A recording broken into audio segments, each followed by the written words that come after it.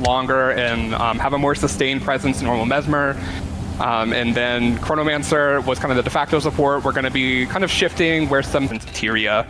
They're specifically focused more on like lore and heroes you've known from Guild that'll play in order. So as you fight with them and use them, it'll like kind of, you'll hear a post cooldown and some additional effects we can also weigh against its power. We'll leave fitting them into supports, but kind of readjusting where things move on.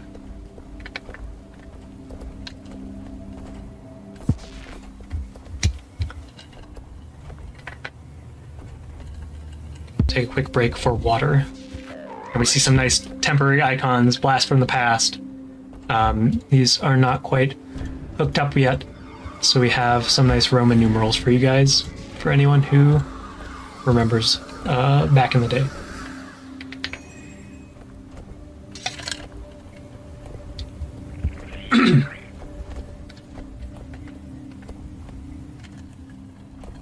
Fantasy.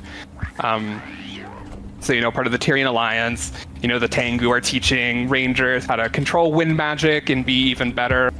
And another thing you can notice is that Cal doesn't have no recharge on, but the bow doesn't have a recharge. As you just mentioned. Luster is the 2 skill. This is kind of your bread and butter skill. Has a really low cooldown, costs 1 arrow. Miners.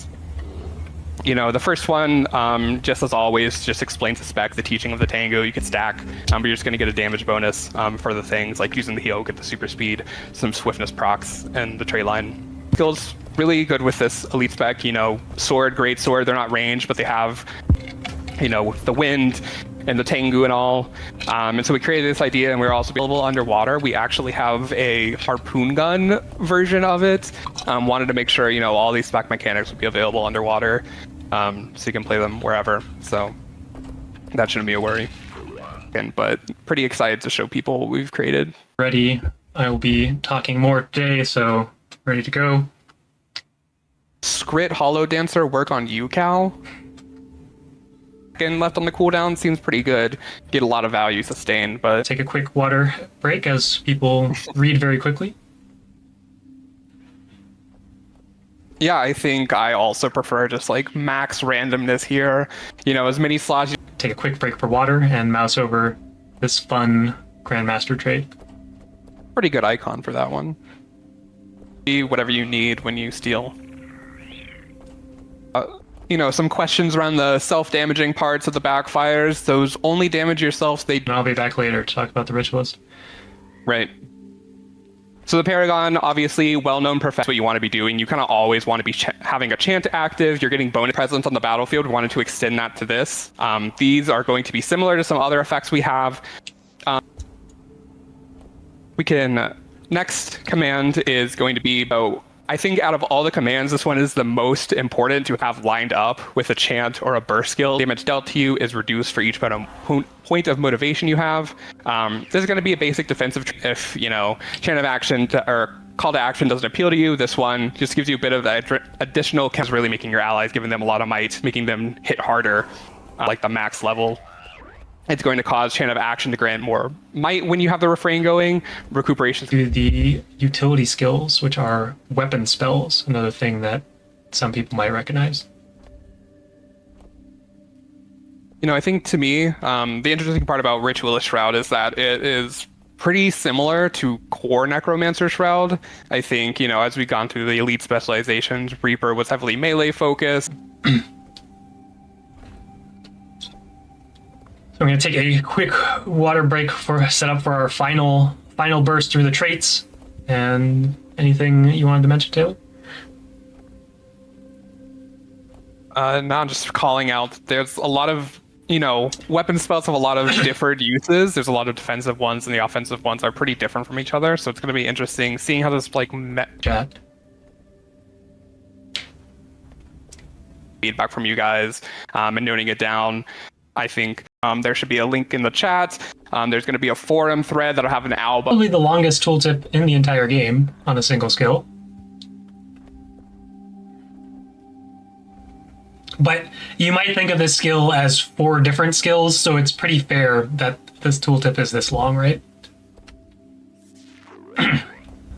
Next up, we can take a look at some traits. wanted to add anything, Taylor. Yeah, I think there's a lot of different ways to play this. As you like, we can see the resonance adds different things to each build. Like if you're a Condi, you're gonna play Malix and really get a strong resonance with the Hex Eater. I'll split it in here so you see the UI. You can see 3 blank slots. They might look familiar. They're basically we can work with. So we didn't want you to have to decide. Oh, I need. Still, it does have strong damaging capabilities. Profession mechanics, we can move into the utilities, which are going to be stances. And make sure that buff is always on you, getting the most value out of it. Activated with a reduced duration. So that's all the effects we just... The Evoker.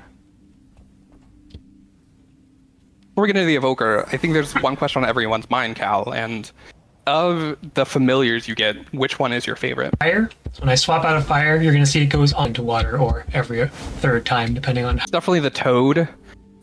You know, really looking to do an Earth Evoker, put my hammer on, swing around. Very dirt, mud focused. Last 3 Grandmaster traits of these Elite Specialization previews.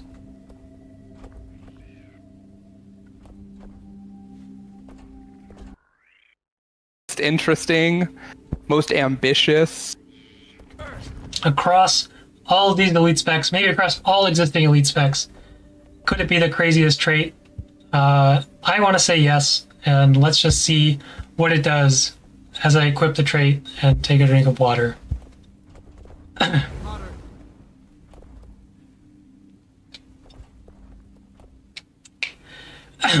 With the water otter, you know, I switched to the otter and it says, hey, now you have to be in water attunement. You're not allowed to be in another... 12 days away, less than 2 weeks. So get excited. And a note on